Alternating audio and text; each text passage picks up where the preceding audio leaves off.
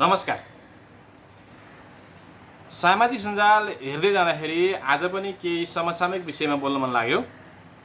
जो भारत सरकारले नेपालमा उत्पादित चिया प्रतिबन्ध लगायो, अर्थात् भारतीय बजारमा नेपालको चिया खपत हुन बन्द भयो, जसको कारण नेपालमा धेरै नै चिया उत्पादक कम्पनीहरू बन्द गर्न पर्ने भनेर समाचार आयो। यो समाचार पढ्दै गर्दा र सुन्दै गर्दाखेरि मलाई के लाग्यो भने भारत सरकारले जेसुकै गरोस्, हामीलाई त्यो सरकारको विषय भएन।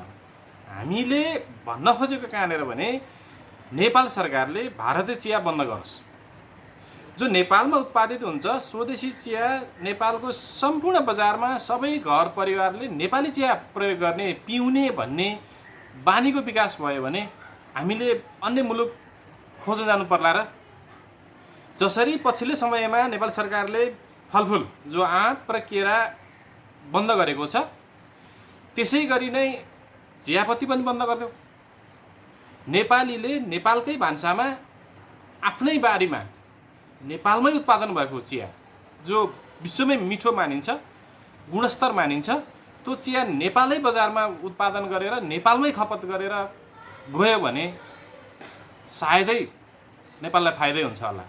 हाम्रा माननीय सांसदज्यूहरूले संसदमा यो कुरा बोल्नु पर्यो कि आवाज उठाउनु पर्यो कि भारतसँग बिन्ती गरेर खोलिदेऊ भन्ने होइन। बन्द गर्यो ठिक छ, उसको कुरा हो, तर भारतमा खपत नगर, नेपालमा खपत गर, नेपाली जनतालाई प्रयोग गर्न देऊ भन्ने किसिमको आवाज नेपालको संसदमा उठ्नु पनि जरुरी छ।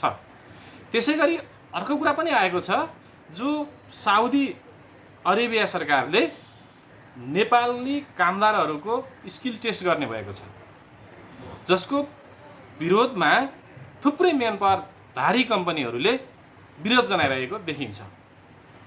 उसको देशमा काम गर्न जाने मजदुर उसले सोचेको, उसले भने जस्तो हुनुपर्छ, किनभने त उसको कुरा हो, उसले आफ्नो मापदण्ड क्रिएट गर्ने कुरा हो।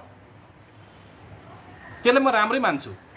होला नेपालमा थुप्रै युवाहरू बेरोजगार हुनु पर्ला, तर नेपाल सरकारले यो काम अनिवार्य रूपमा गर्नु पर्यो कि त्यस्ता वैदेशिक रोजगारमा जाने युवाहरूलाई क्षमतावान बनाएर पठाउनु पर्यो। स्किल टेस्ट गर्दाखेरि पास हुन सक्ने बनाउनु पर्यो नि। हामीले पटक पटक भन्दै आइराखेको कुरा हो, हरेक नागरिक हरेक कुरामा दक्ष हुनु पर्यो। सबैले सबै कुरा जानेको छ भन्ने होइन, तर जाने त्यहाँ उमेर पुगेपछि, पासपोर्ट बनेपछि जाने मात्रै होइन, एउटा मेडिकल टेस्ट गरिन्छ।